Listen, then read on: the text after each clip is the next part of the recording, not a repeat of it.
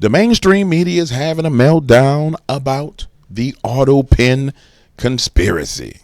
Well, can we call it a conspiracy? I doubt it, seriously. But the mainstream media is having a meltdown over it, ladies and gentlemen. We're going to touch on this plus a whole bunch of other things in this video. But I want to pose a question to you before we even get started. Let me ask you one question. Who is going to come out and refute this issue about the autopen? Is Joe Biden himself going to get up and start talking about, well, I signed all those executive orders? Think about the beautiful trap that they are in. You would have to make sure that Joe Biden is 120,000% articulate and ready to talk before he comes into the face of the media in front of the American people and respond to what Donald Trump says. If Joe Biden stumbles, bumbles, or messes up in any way, shape, or form, it only makes it 10,000 times worse. This is why the mainstream media is having a meltdown. It's almost like, remember the Eddie Murphy movie where there was like the little boy, the golden child, and he was like, can I have the knife, please? It's hilarious, man, when you really think about it. Do you think they can't march Kamala Harris out? Kamala can't come out and defend Joe Biden's signature. The only person that can defend Joe is Joe. And we know how Joe do in front of the media. Oh, yeah. But I'm sorry. Listen to that meltdown. Go. Let's start with this. Jonathan Lemire. Actually, we start off with a post that President Trump put out, 12:30 a.m.? Yeah, that brought a little news with it. Yeah, a late night post here from President Trump, who says that all pardons issued by former President Joe Biden are void. Indeed, just a few short hours ago, Trump took to social media accusing his Democratic predecessor of using an autopen to sign acts of clemency while in office, rather than doing so by hand, thus declaring Biden's pardons not valid. Additionally, Trump claimed without evidence that Biden failed to give consent for preemptive pardons issued to the 9 House Select Committee members that investigated the January 6th insurrection, along with many others granted clemency on the former president's last full day in office on January 19th. So, John Homan, a few things need to be said here plainly. There's no authority that gives Donald Trump the ability to overturn his predecessor's pardons. The autopen argument seems nonsensical, but this is clearly a warning in some way, particularly at those who on the January 6th committee, those who investigated the conduct of Trump and his allies, saying, and I'll just read from his Truth Social post, they should fully understand that they are subject to investigation at the highest level. And at minimum, John, it feels like another moment where Trump might be daring the courts, daring the judiciary. If he tries to see this through, it'll get appealed, and that appeal will be appealed, and eventually some court is going to have to either say yes or no, and we'll see what the administration, if they agree to abide by it. Hold on one second. We're about to get to the bottom of this, ladies and gentlemen. This don't make no sense whatsoever. Welcome to the Dark Waters channel, where we explore mysteries, figure out the truth, dive into politics, and anything else you want to know about. That's what we're doing over here, baby. Let's go. Happy Monday, ladies and gentlemen. I hope everything is going well for you. It's the one and only James Williams, Dark Waters, and I'm back, and we're here to talk about the news. Now, I wanted to record over the weekend, but I wanted to let things kind of flush themselves out. It's so tempting for me. I'm not going to lie. It's so tempting for me to be like, oh, this happened in the news. Let me hop on and do a little video real quick. But unfortunately, I don't get rewards from YouTube for being on time with news you're supposed to. But as their algorithm is now broken, there is no reward for hitting news when it hits the stream because they broke Google Trends. And so it's better for me to let things flush themselves out, and we take 100,000-foot view on the events that are going on, and then we come back to the table and discuss them. Oh boy, have there been a lot of events unfolding, ranging from Chuck Schumer being stabbed in the back by the radical leftist Democrats like Chucky dolls running around, to war and peace, both at the same time. So there's war with the Hutus, and then there's peace on the forefront for the Ukraine. Then there's my favorite story of the weekend which was Donald J. Trump taking the gang members and sending them down to the Secot prison in Venezuela. And did you see the looks on those guys' faces when it dawned on them that they effed around and found out? I was like, oh my goodness, we're going to cover all that today. We're going to cover it all because it's all worth covering. Yeah. And then we're going to cover some more. And then we're going to cover some more. I got a feeling that this is going to be a fast-paced week in the news. Don't you have a feeling it's going to be a fast-paced week in the news, ladies and gentlemen? But we're going to start with the downfall of the Democratic Party. And for those of you who don't understand what's going on with the Democratic Party at this moment in time, and it's the Democratic Party having a meltdown. And it's crazy. Give me a second. It's the Democratic Party having a meltdown. And it's interesting that this meltdown is being manifested to where everybody can see it, and they still don't get it. They still don't get it, man. They still don't understand that you can't be radical leftists because the nation is not on your side. But they're going to keep pushing. Watch this. But this is where we find ourselves if you are a Democratic Party. I'm not in the Democratic Party, but this is where the Democratic Party finds themselves. I want to show you just a graphic pullout from Politico this morning. It says Democrats are full of despair. We're highlighting Politico, but this could be any one of any number of publications this morning because that's all the reporting. Democrats fighting, Democrats disappointed, Democrats struggling. This after, of course, Senator Chuck Schumer did not block the Senate funding bill, did not move to shut down the government. Let's talk to CNN chief data analyst Harry Enton. Full of despair, says Politico, Democrats are. Why? Why are Democrats full of despair? All I have to say, Democrats, call your office. You know, we're March Madness times. Terrible, terrible, terrible. To quote the great Charles Barkley, view Democratic Party favorably. CNN SRS, look at this, 29%. NBC News, you want to go lower than that? How about 27%? Both are record lows. The lowest going back to 1992 in CNN polling, the lowest going back on record to 1990 in NBC News polling. The majority of Americans hold an unfavorable or negative view of the Democratic Party at this point. All I can say is I'm a big fan of the oldies, so I'm going to quote Chubby Checker. How low can you go? Nice. Well done. With that, what about congressional Democrats specifically? Yeah, what about congressional Democrats specifically? You think these numbers are low? How about this one? Holy Toledo. Voters' views of the Democrats in Congress among all voters disapprove, 68%. And look at the approved number, just 21%, even lower than the Democratic Party at large. This is the lowest on record for Democrats, according to Quinnipiac University polling. You think these numbers are bad? Let's go to this side of the screen. We'll look how Democratic voters feel. Get this. The plurality of Democratic voters disapprove of Democrats in Congress at 49%, and just 40% approve. Horrible, horrible, horrible. Oh, my goodness gracious, you just can't get worse than these numbers. And this is the number right here really driving all of this. If Democratic voters have turned on Democrats in Congress and the Democratic Party, that's what puts the numbers at historic lows. What is it they want to be seeing, these voters? What is going on? I'll tell you what's going on. They don't like what's coming out of some of those Senate Democrats like Chuck Schumer, because take a look at the direction of the party. Democratic voters on Democrats and... Wow. So they're saying that they don't like Chuck Schumer. So CNN is saying that the Democratic vote, they better hope, the Democratic Party better hope that it's not about Chuck Schumer. Because if their disapproval rating, which I seriously doubt, even though CNN is framing it this way, CNN is in the process of destroying the rest of the Democratic Party.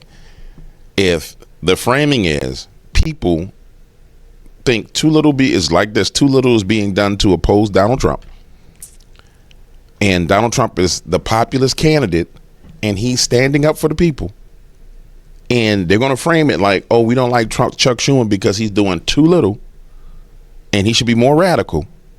That means the Democratic Party is 100% dead forever and ever, because you're insisting going down a road that the majority of the American people do not agree with. But let's see how they're going to go ahead and pitch this. Congress doing too little to oppose Donald Trump. Look at this. 77% should stay principled, even if it means nothing gets done in Washington, D.C. 65%. And this 65% is such a difference from where we were in 2017 at this point, when just 33% of Democrats say this should stay. Now, I need you to remember, polling is based on the questions that's posed to the person. So if I call you and I say, hey, we're conducting a poll about the Democratic Party in Congress, and which of the following you think is more appropriate? Are you you're disappointed in the Democratic Party because they're doing too little to oppose Donald Trump? Do you think that the Democratic Party should stay principled, even if it means nothing gets done in D.C.? And finally, do you think that the Democratic Party should work together with Donald Trump or Republicans to make America a better place? If that third option is not there, the polling data only accurately collects what the question of the poll is. So this is how polls can be skewed, is because it's about how the poll is framed. If the poll is framed skewing left for a certain result, you're going to get that result. And so I don't know that it's necessarily true that there's a 77% of them think, there's too little being done to oppose Donald Trump. Let's just keep it real. It's about how the poll is framed. However, if you were to put a margin of error in there, there's still a significant number of people who feel that way. Now, is it 77%? I seriously doubt it. I seriously doubt it based on what we saw in voting for the general election. It can't be. It can't be because of the way the general election numbers played out. So this is a skewed poll. The point I'm making is, number one, I don't think the Democratic Party and the Democratic voters are as crazy as they make it out to be. And CNN does this for their own glory. But number two, if they are that crazy, if they haven't learned this lesson, which I don't think they have, then what you have to realize is the radicals are taking full control of the Democratic Party. And that's what all this stuff about this weekend with Chuck Schumer is really about. It's about the old guard versus the new guard, and the new guard are radical, Marxist, communist, leftists. And if you understand that, then you understand why this party is going to be destroyed and dismantled and unraveled. You understand what I'm saying? Principled compared to 59% who said they want to compromise. Democrats do not want compromise at this point. They want a fighter. They want to go into the ring like Muhammad Ali did against Sonny Liston. They want to take down the Republicans. They do not want this compromise anymore. They want to be more like Republicans, get up to that stage and fight. And right now they feel like their leaders in Congress are simply put not doing so. And that is why their approval rating for congressional Democrats is at an all-time low, even among Democrats with more disapproving than approving. Yeah, it seems that the Senate Democrats, some of them are banking on the idea that there is still a political middle, as it were. We will see. We will see. But we will see if there's a political middle. But at this point, count me skeptical that is at least what the Democratic base wants at this point. It's going to be very interesting, John, to see moving forward whether or not there are any repercussions come 2026, because I bet there may be some coming. Harry M., thank you. Thank you, my friend. Sarah? I feel like the most shocking part of that was how you dipped. Look, I want to show you. You got to understand something, man. CNN is enemy news, and their objective is to destroy America.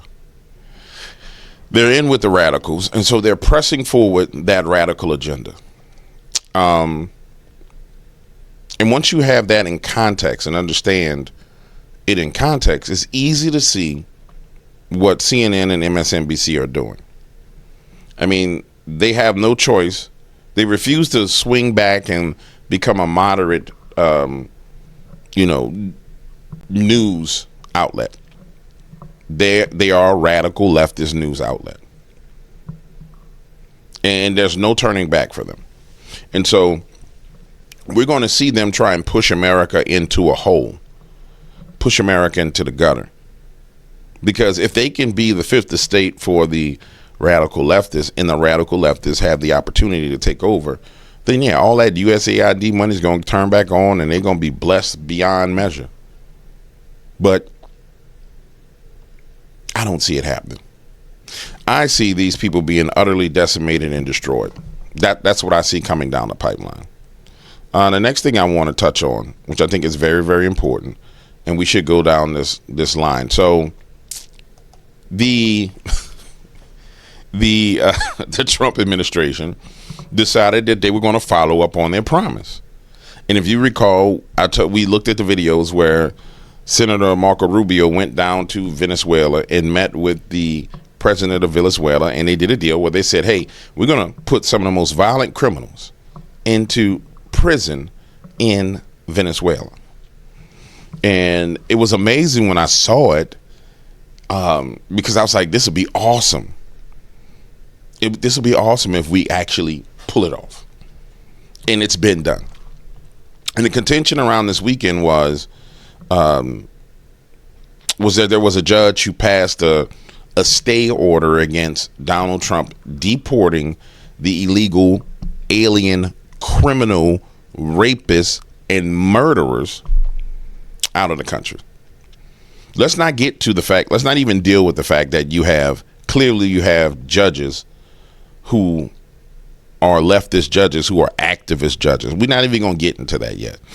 We're just going to bask in the glory of the fact that they got deported and what it actually means for America. I'm not sure if you understand what it means, but I understand what it means.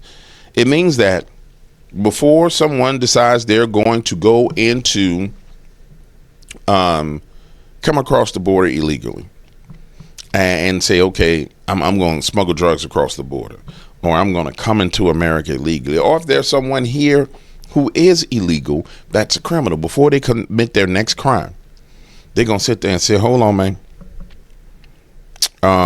There's a strong chance that I might end up in prison in Venezuela if I'm caught. Talk about deterring crime, ladies and gentlemen. Talk about changing people's minds about their behavior patterns and what they're going to do. I don't think you get more of a deterrent than that. I don't think you find more of a deterrent than that. And this is why this was so important. Talk about self-deportation.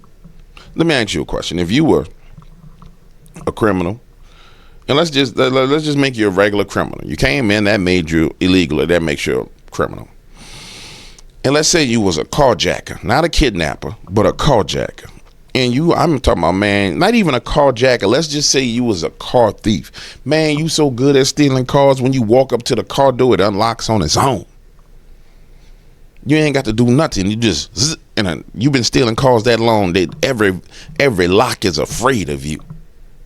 So you walk up to the car, the door unlocks, you get in, you do what you got to do, you pull off. You done stole hundreds of vehicles since you've been here in America. And then you sit down, get back to your crib, wherever it is. You turn on the news, click, and you see they really sending people like me to Venezuela.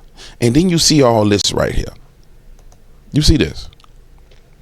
You see this. Hold on. I don't know why I did that. Why you doing that to me, baby? Then you see this. Then you see this right here.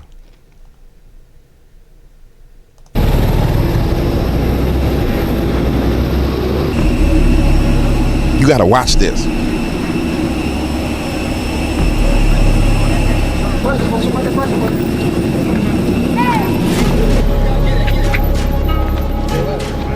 Damn, that's Jesus.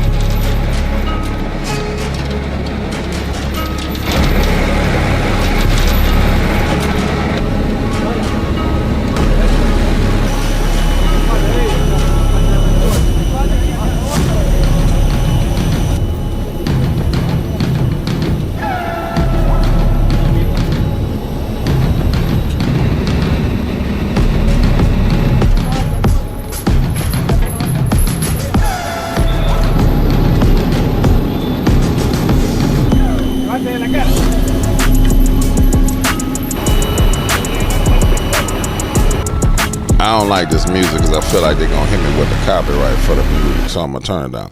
But then you see this. And you understand that there's a reason why they recorded this in this cinematic nature. There's a reason why they had the drones recording. They want to show, no. This is what you're going to find yourself in. This is the situation you're gonna find yourself in. This looking at this for a criminal, this is like saying, hey man, look, they're standing there with the pistols at the rifles at their head. This tells a criminal, hold on, dog. Hold up, dog. I don't want to be in there. It ain't worth it. I don't want that smoke. Think about it. Look at the whole. We're gonna watch the whole thing. I don't want that smoke. If I'm a gang member, I don't want that smoke, man. I don't want that smoke. I'm gonna say, man, look, I'm good, dog. I'm leaving.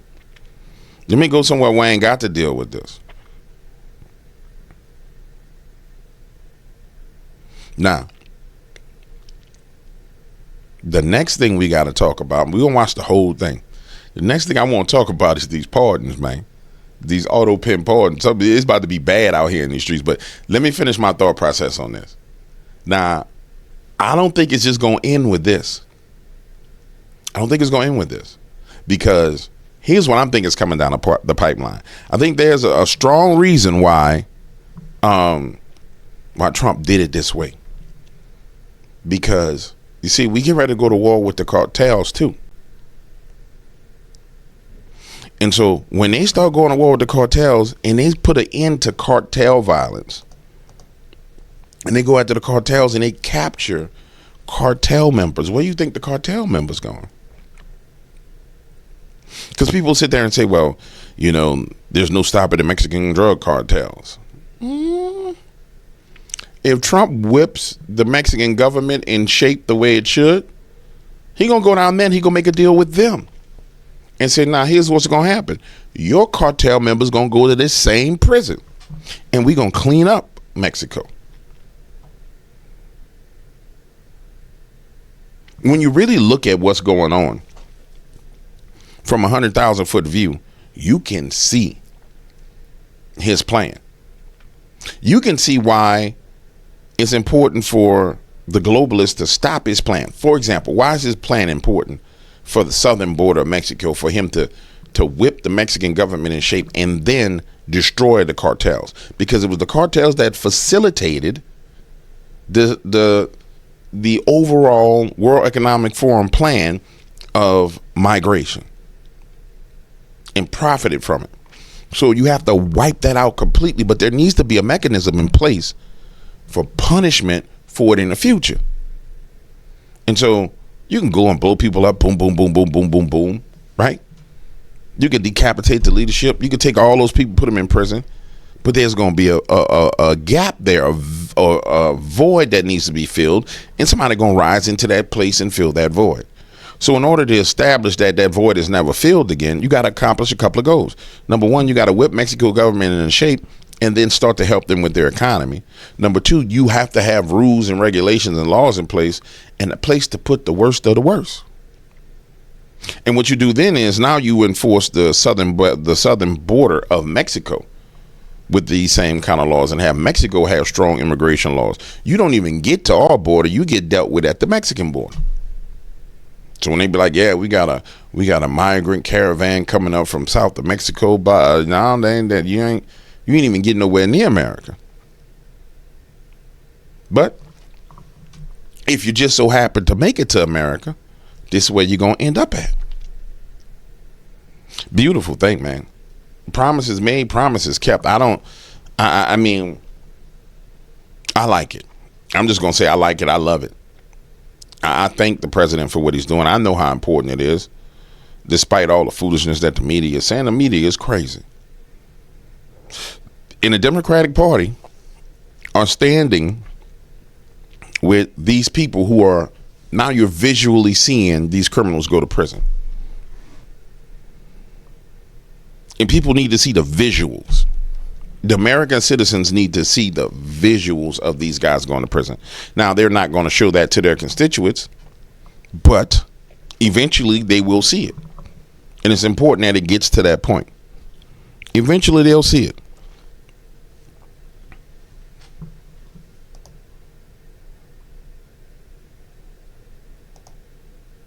This is what all the contention is about. from the judges.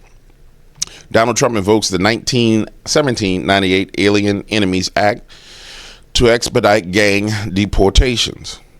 President Donald Trump invoked the 1798 Aliens Enemy Act, which allowed for the expedited removal of Venezuelan migrants who are suspected of being members of Tres de Aragua. Trump's presidential action entailed invoking the Aliens Enemies Act regarding the invasion of the United States by Tres de Aragua. I don't see anything wrong with this. I don't see anything wrong with it. I like the fact that he's protecting American citizens. And here's the craziest thing to me about it. I mean, and it really is crazy. These Tres de Aragua members are not going into the foothills of Kentucky. They're going into Democratic districts.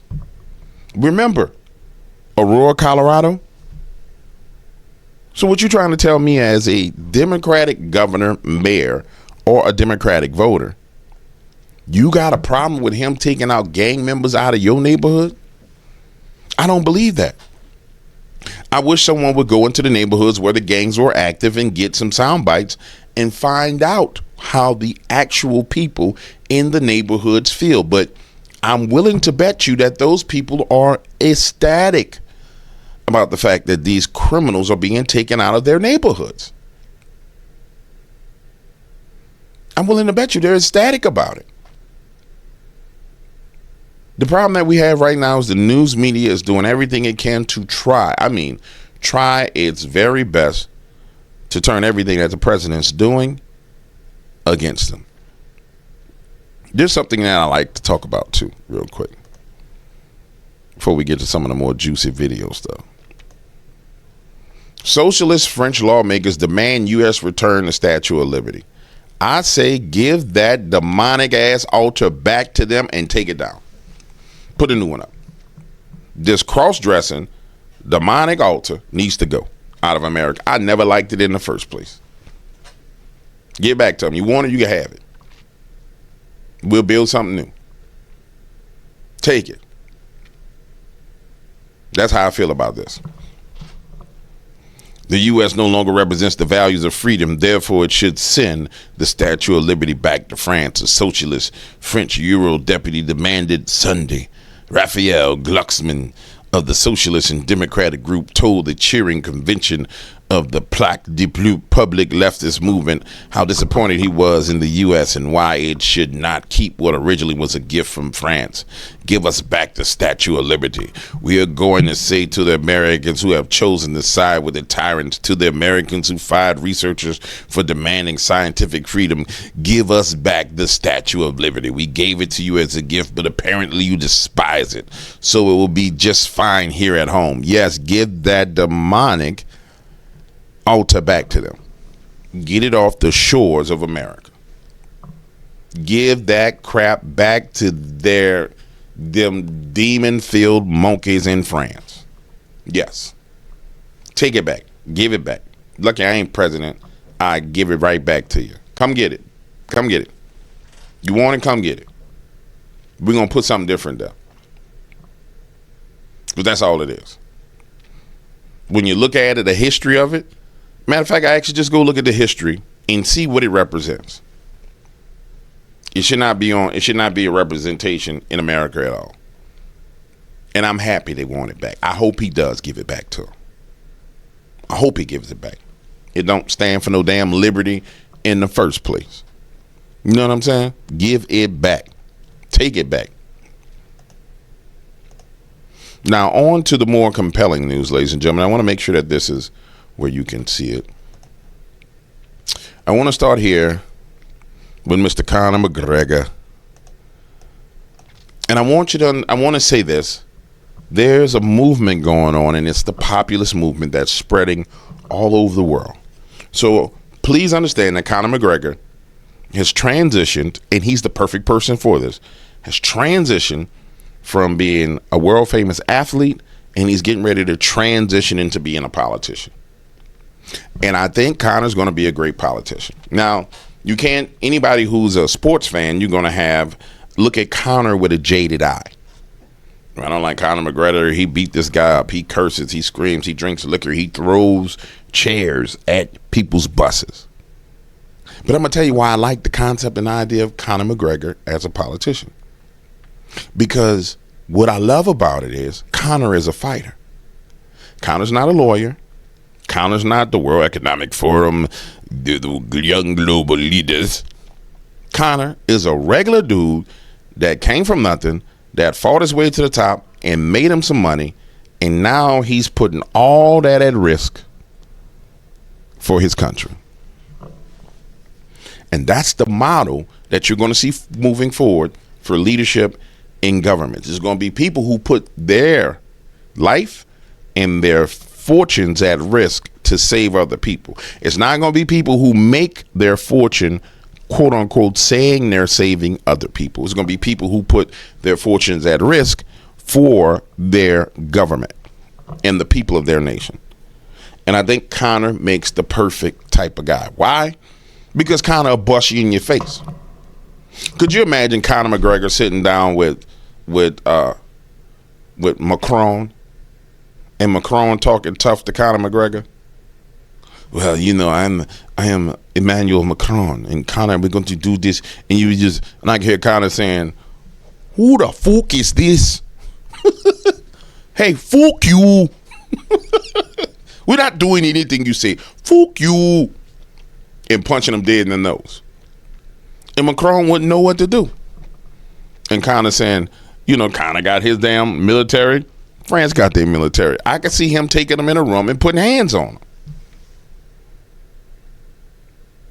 And that's what we need. So many of these stupid wars wouldn't be fought if we had men who would just take a man in a room and put hands on him. Oh, we're going to bomb your country. Now I'm going to take you in this room and I'm gonna beat your ass. That's what's going to happen. You ain't bombing nothing. It is a travesty.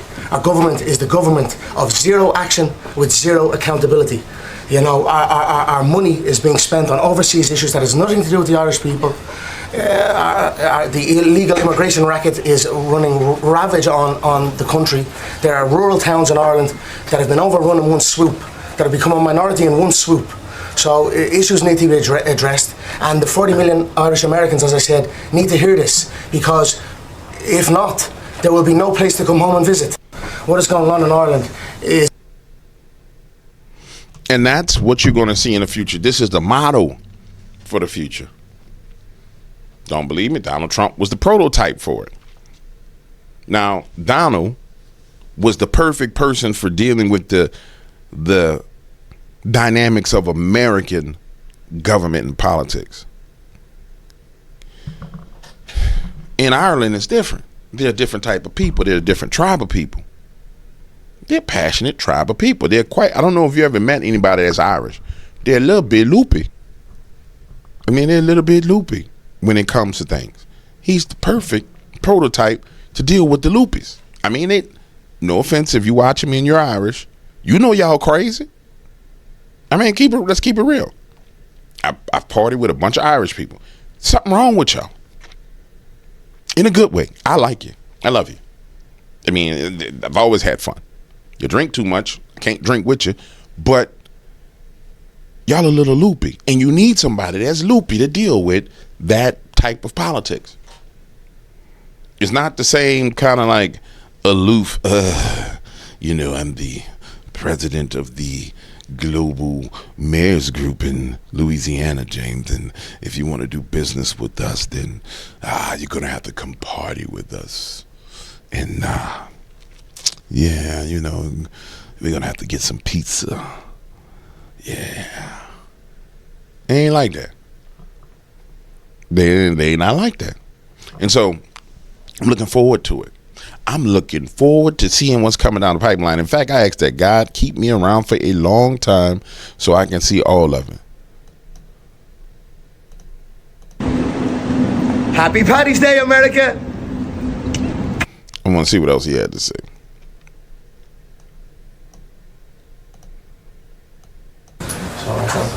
Yeah. they're all taken over, they're all trafficking groups. So I thought, Yeah. America needs to hear. Yeah. America needs to hear. Hey, Conor. Hey. Hey, how's it going?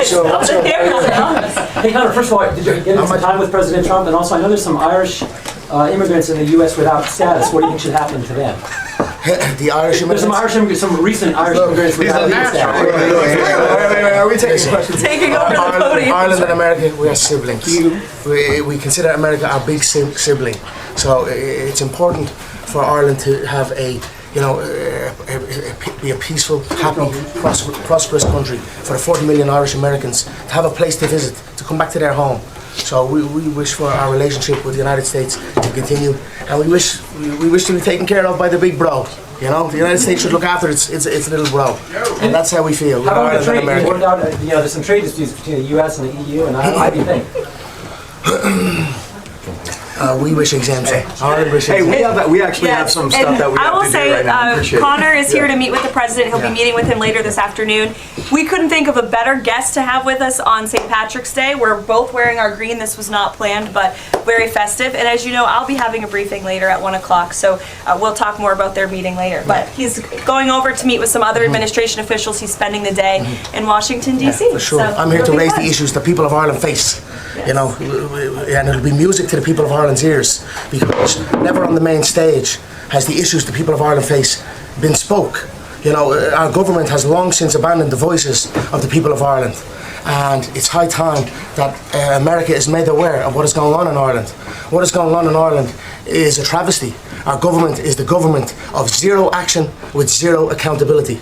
You know, our money is being spent on overseas issues that has nothing to do with the Irish people. The illegal immigration racket is running ravage on the country. There are rural towns in Ireland that have been overrun in one swoop, that have become a minority in one swoop.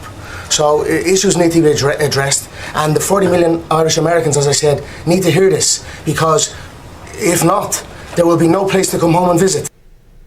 Now, I'm going to say this. It's an amazing thing. It's a great thing. I'm excited about it. I hope you're excited about it. Because America is now becoming a place, and it wasn't for the past 4 years. I don't care what anyone says.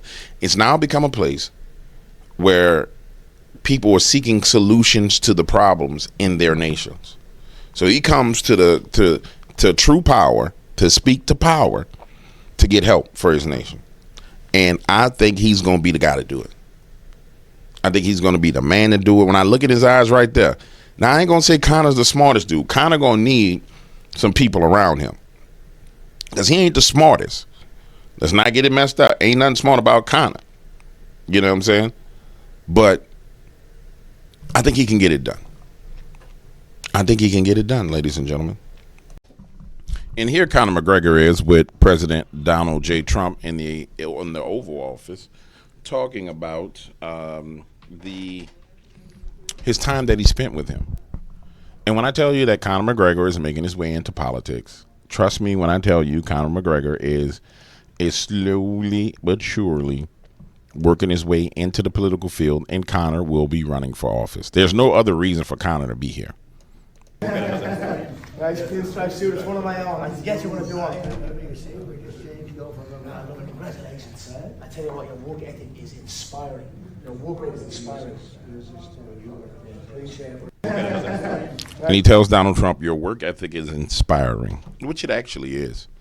To say he's at the age that he's at, to see him constantly going the way he does is very much so inspiring to anybody.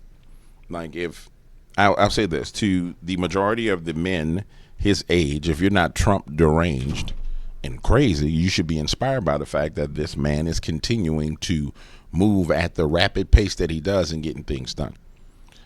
He ends up being a good model for men of his age if you are not Trump deranged, honestly.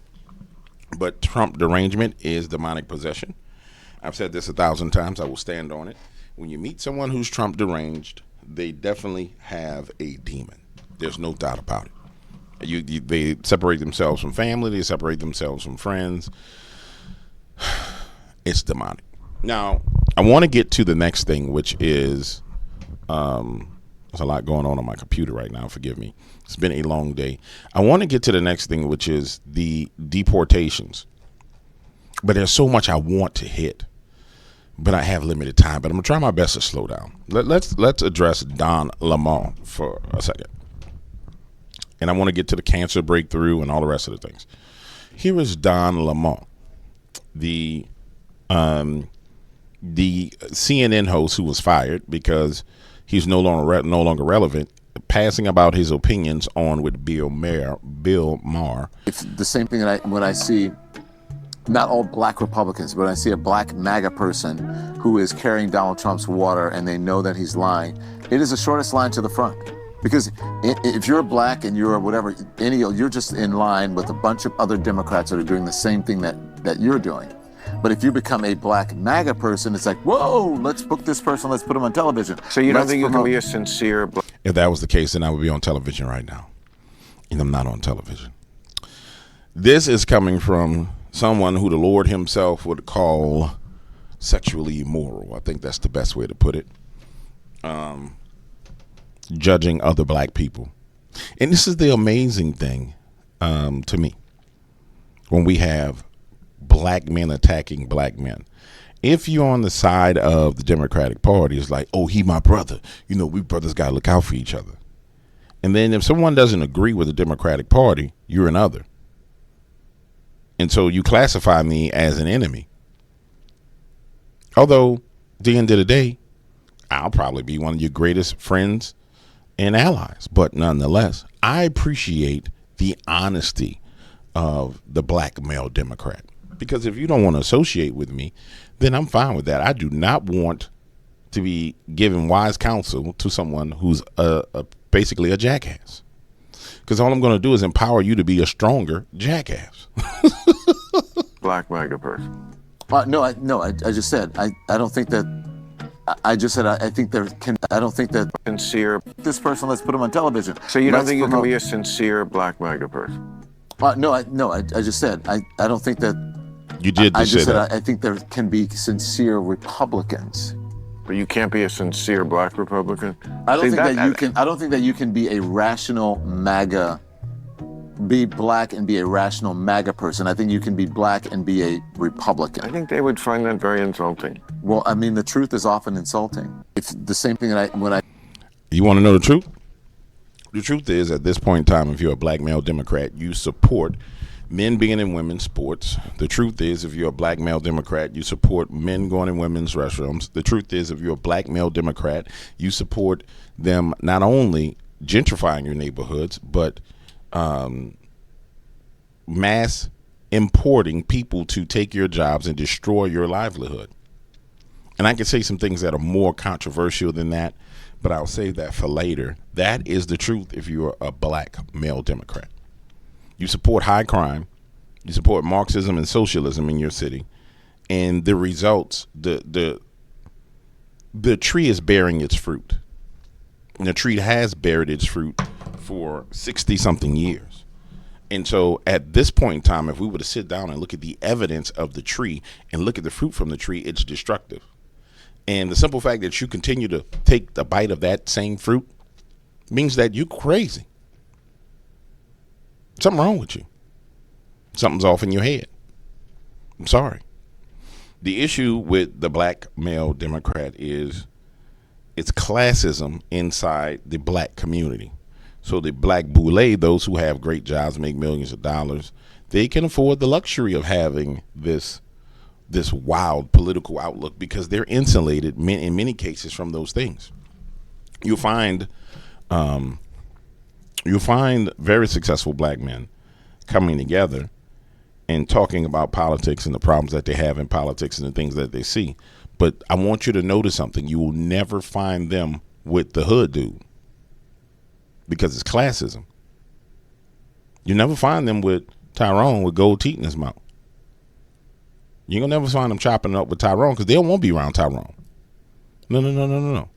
Now, Tyrone got a different outlook on stuff. Because Tyrone around here struggling. No. You are part of the boule. And this is what this clown is right here. He's a part of the black boule. The ones who sell everybody out for their own good. Moving on. Let's get into what's been going down around the deportation of the illegal aliens to Venezuela. And they took shots at Tom Homan today about it. And in my opinion, you picked the right guy to take shots at. And I'll give you my opinion on this. To those who claim you're using a 200-year-old law to circumvent due process. An old law? Not as old as the Constitution. We still pay attention to that, don't we? But some would say this is... How many more terrorists do you plan on deporting to El Salvador? You say... This concept that you're using, and you notice that's not an American reporter. Listen to the accent. Listen. You say to those who claim you're using a 200-year-old law... British, maybe? ...to circumvent due process. An old law? Not as old as the Constitution. We still pay attention to that, don't we? But some would say this is... How many more... Tom Homan answers the question and then walks off. A wise decision. It's amazing how, as long as the American people are willing to lay down and get molested by the world, there's no problem. But the minute the American people stand up and say, no, we're not going to take this, we're evil.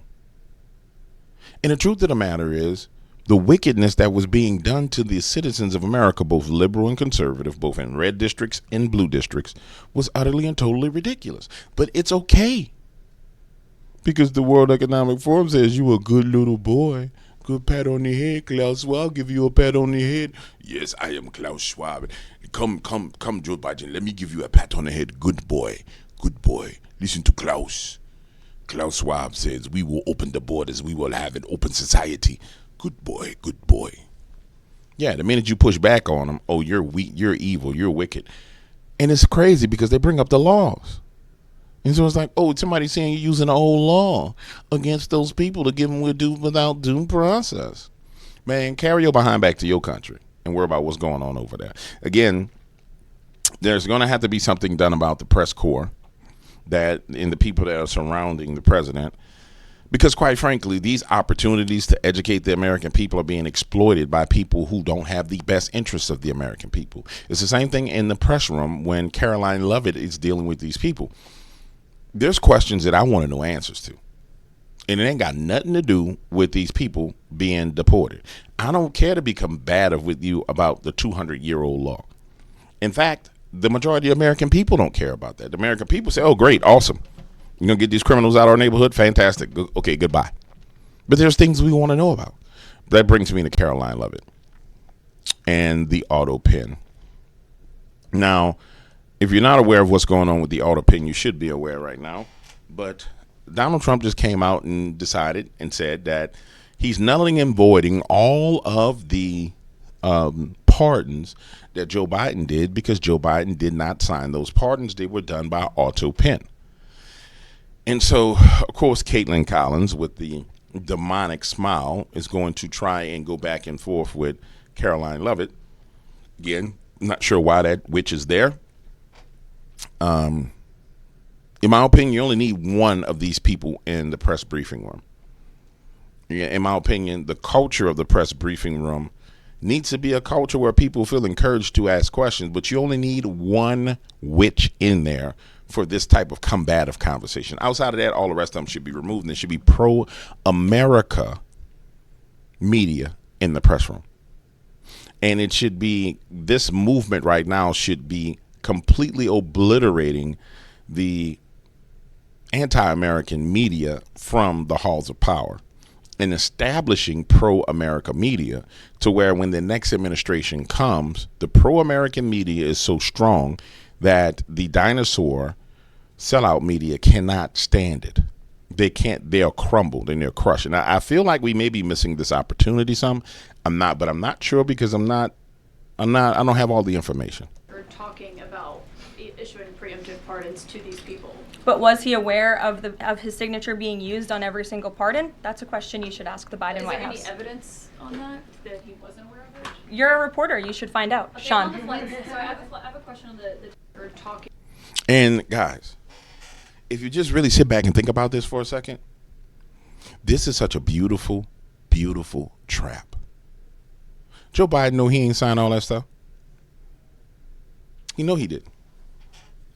But how do you, if you are the Biden family, how do you come out and deal with this? Now remember, Biden pardoned his whole family. And how do you deal with this? I don't think there's been a statement from Joe Biden yet. And part of me feels like there's been some moves made behind the scenes by the deep state that, yeah, there's been some moves made behind the scenes from the deep state that this Trump card was literally played on them. And it's gotten to the point to where they knew this going in. There's no way that Donald Trump didn't know this going in. He knew it when Joe Biden pardoned those people. There's no way he didn't know this. And so now we've gotten to the point to where he probably made an agreement with the Bidens or Obama or somebody and said, okay, here's where we stand, bro. We're going to bring back America. We're going to turn on the energy. We're going to turn on our resources. We're going to close our borders. We're going to do all these things. I'm going to let you go on about your business. I'm not interested in prosecuting you.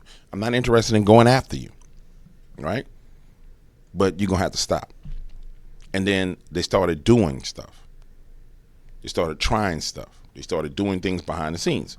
And he says, okay, I made a deal with these SOBs and they're not listening. So here we go.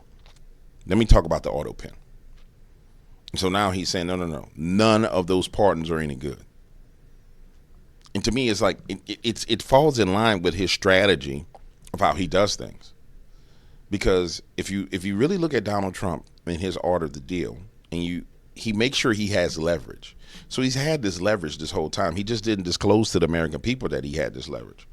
And so he tried to get them to do what he wanted them to do, and then now he's using his leverage. Can you imagine the panic that's going on with the January 6th committee? Think about it. If I'm not mistaken,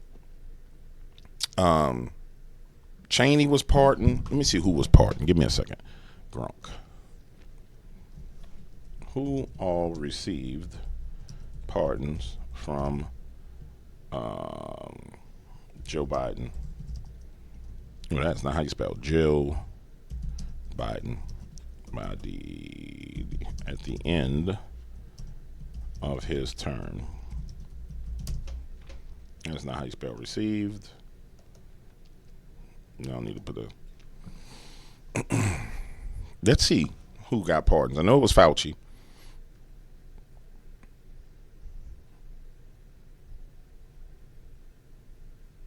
Fauci, Milley, Liz Cheney, the staff of the January 6th Select Committee, U.S. Capitol Police. Other notable pardons and commutations were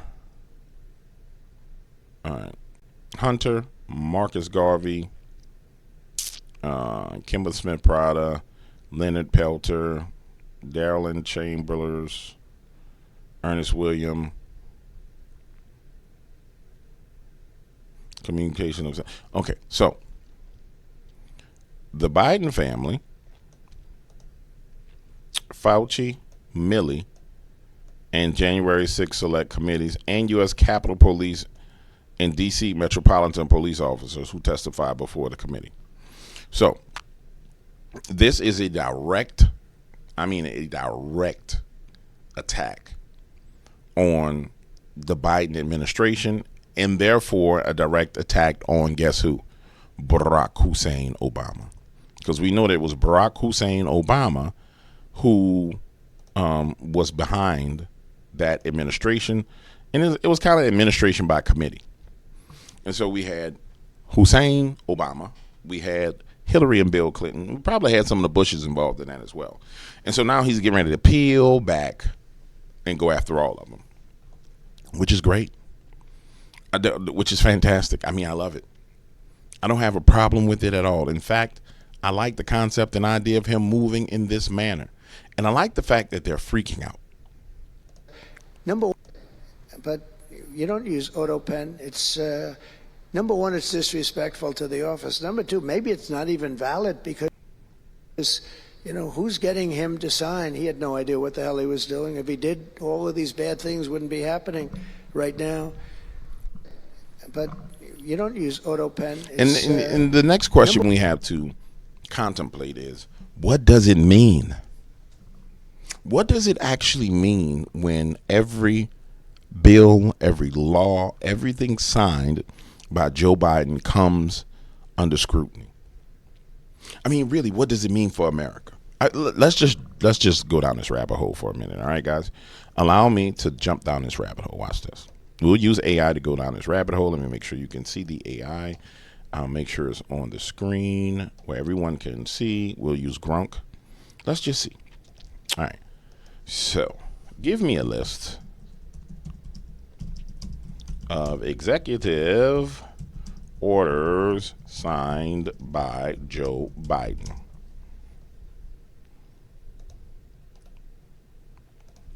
During his time as president.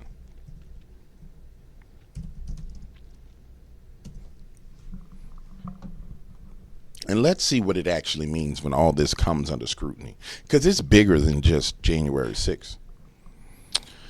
All right, EO 1385, advancing racial equity and support for underserved communities. EO 313, we're just going to use the last couple of numbers. 986, ensuring lawful and accurate enumeration and appropriation pursuant of decimal census. 987, organizing and mobilizing the United States to provide unified, effective response to combat COVID. 988, preventing and combating discrimination on the basis of gender and sexuality. Ethics 989, ethics commitments by executive branch. 990, protecting public health. 991, protecting the federal worker and requiring masks. We're going back to the times of the virus. 992, revoking of certain executive orders concerning federal regulations. That's dealing with Donald Trump's orders. 993, revision of civil immigration enforcement policies and priorities. You know, when you really look at what he's undoing, you see there's this debate about Trump's executive orders and people coming into America. Let's just take immigration, for example. If you can go back and prove that he didn't even sign that executive order himself, even though it's unlawful, even though it's against the Constitution, everything else, if you could just go back and prove that the executive order he signed, he never signed the executive order in the first place, what happens? I submit to you that there's no legal basis for anybody to fight anything against him in court. There's no legal basis for it. And so when you start to really try to unravel this, and it can kind of be catastrophic in ways, but in other ways, if we're going to go through the pain of a recession, which unfortunately, guys, look like we're going to hit a recession. That's why all the gold is coming back into the United States of America. It may even be worse, but if we're going to go through the pain of all that stuff, you want to control kind of the you want to have a controlled landing for the flight that's crashing. Yeah, the plane is on fire. You don't want it spiraling out of control going down like this. You want to have somebody behind the wheel that grabs the wheel of the plane and starts pulling it up like Denzel Washington in the movie where he was a flight pilot and he was drunk and he spent the plane over and it flipped upside down and he hit the steeple of the church, but it landed and everybody survived. And so in this case, if we're going to go through this economic pain, then for sure, look at all these executive orders he signed. For sure, we need to look at that. It's over. Hell, this is 162 executive orders. Ensuring a smooth transition of executive power, promoting accountability for corruption in global supply chains, enhancing protections, especially these that were signed on his way out of the door. Let's just try and look at this one. Let's see what we can find. No, let's go to one about corruption in the global supply chain. It's kind of funny that one of the last things he went out of the door signing was promoting accountability for corruption in global supply chain. Let's see what the AI has to say about this. Can you give me a summary of this executive order?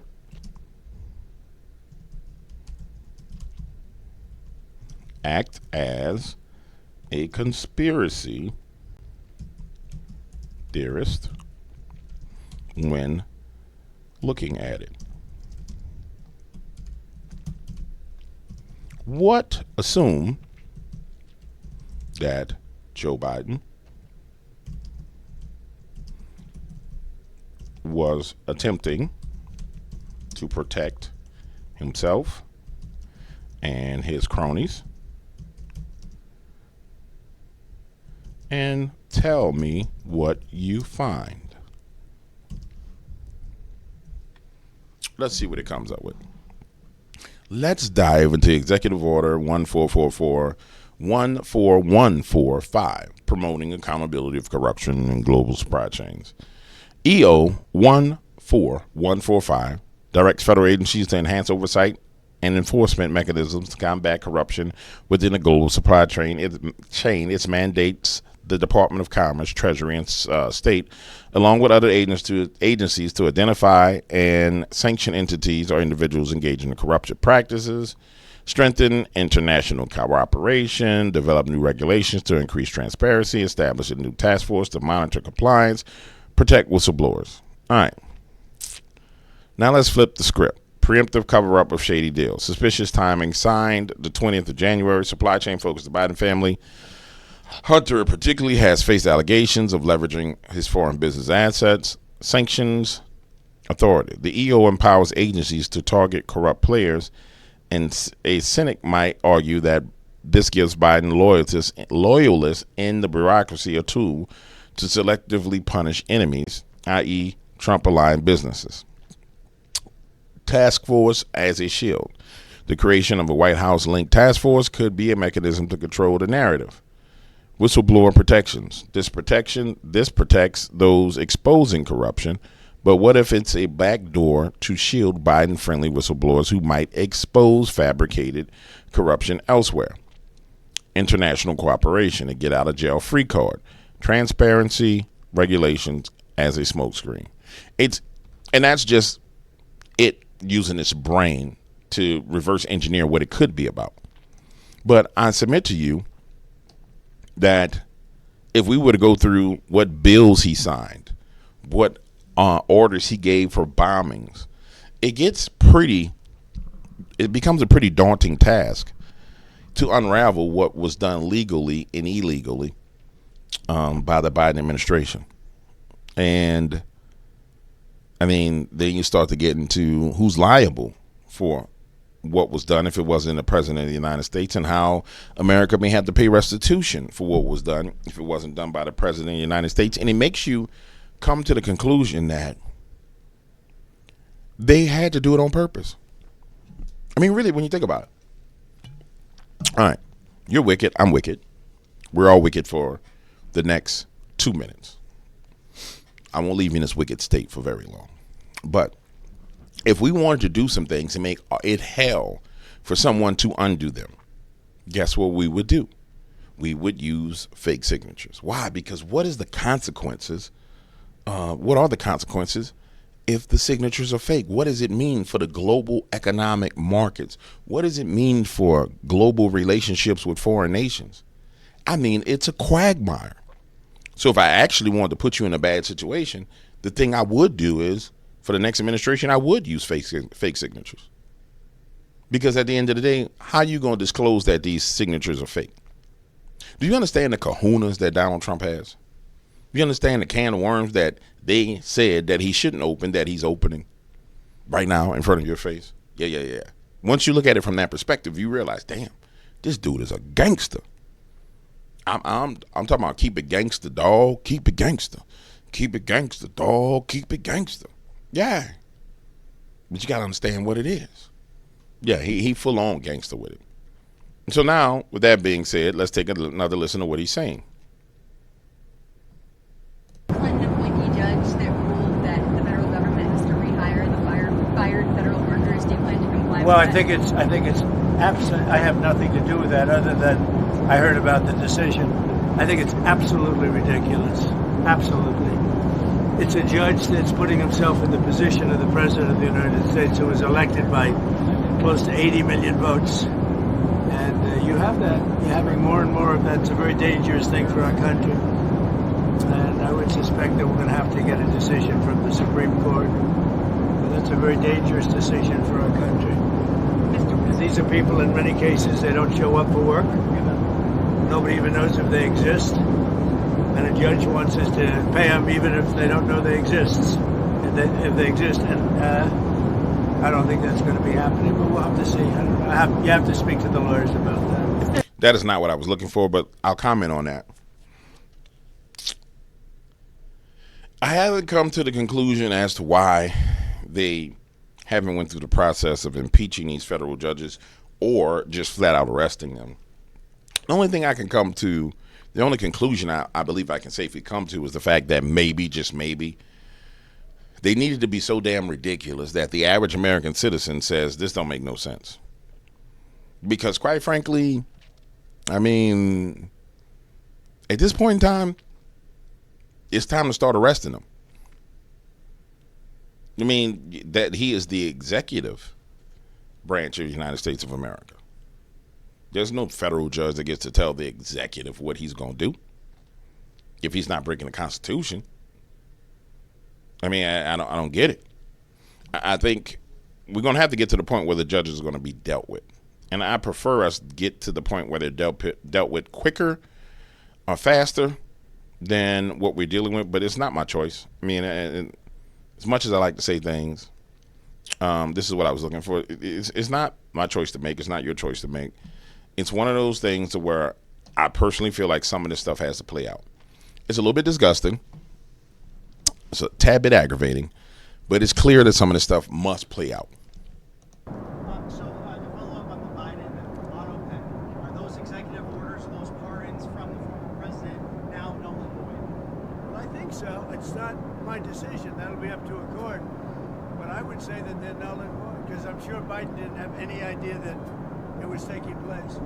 And somebody was using an autopen to sign off and to give pardons to, as an example, just one example, but the J6 Unselect Committee.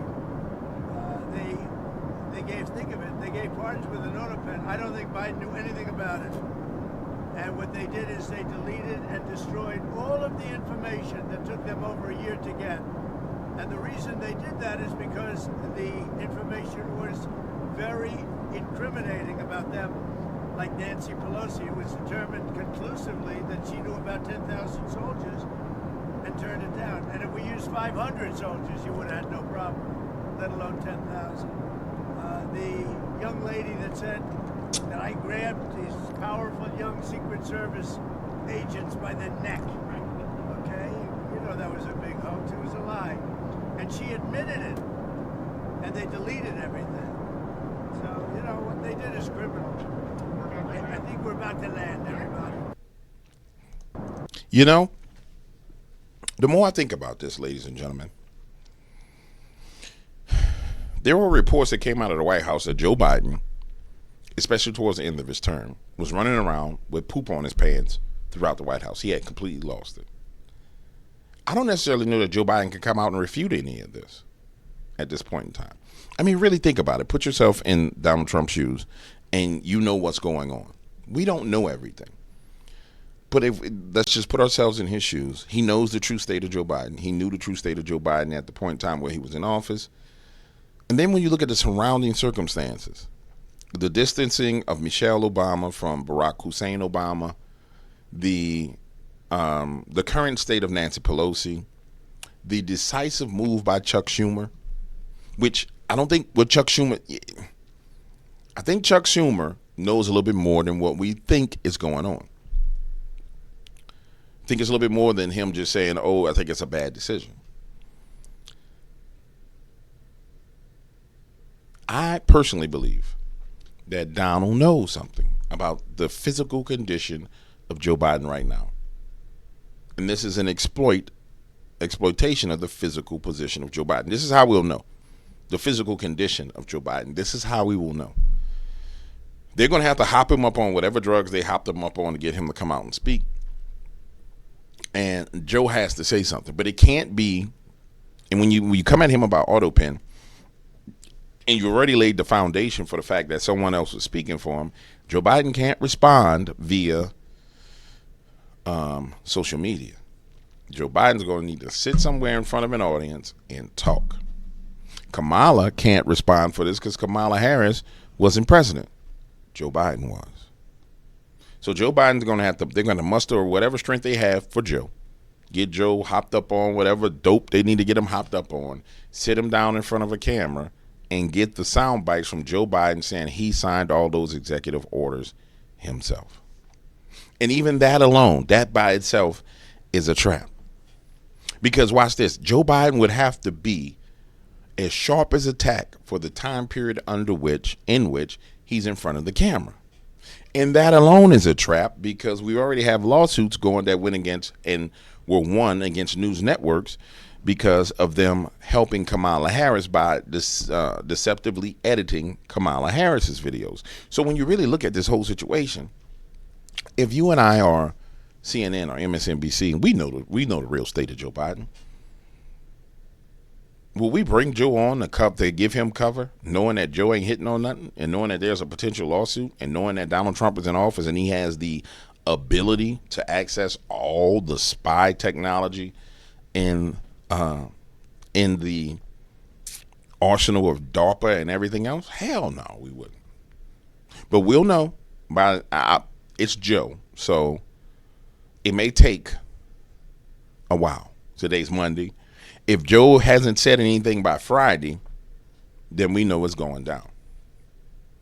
But the easiest way to do this is for Joe to come out and start talking.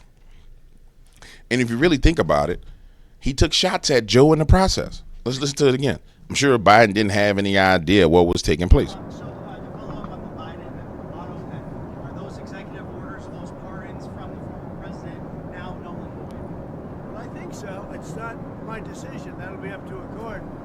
But I would say that they're null and void because I'm sure Biden didn't have any idea that it was taking place. And somebody was using an autopen to sign off and to give pardons to, as an example, just one example, but the J6 Unselect Committee. He took shots directly at Joe Biden. This soundbite, he takes shots at Joe Biden again. But you don't use autopen. It's number one, it's disrespectful to the office. Number two, maybe it's not even valid because, you know, who's getting him to sign? He had no idea what the hell he was doing. If he did, all of these bad things wouldn't be happening right now. And he did this initial disclosure at the Department of Justice. Yeah, guys. I believe that's what it is. Let's hit one more thing. Caroline Lovett, who I actually like this young lady.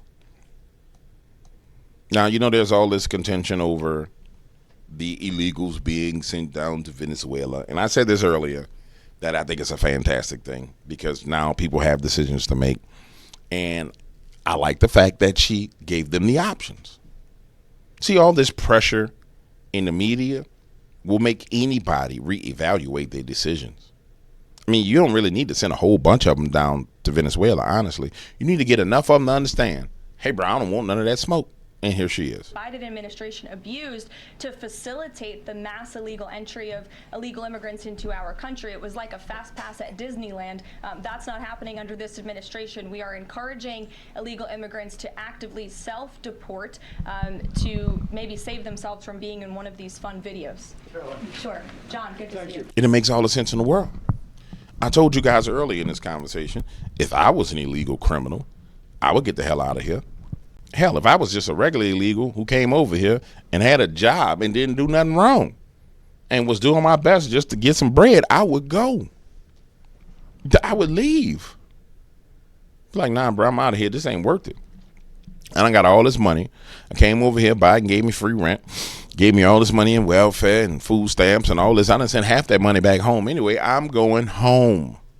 Ain't no need for me to stay here. I'm going home. And I think that's where we are. All right, ladies and gentlemen, that is it for this video this evening. I will see you guys tomorrow morning.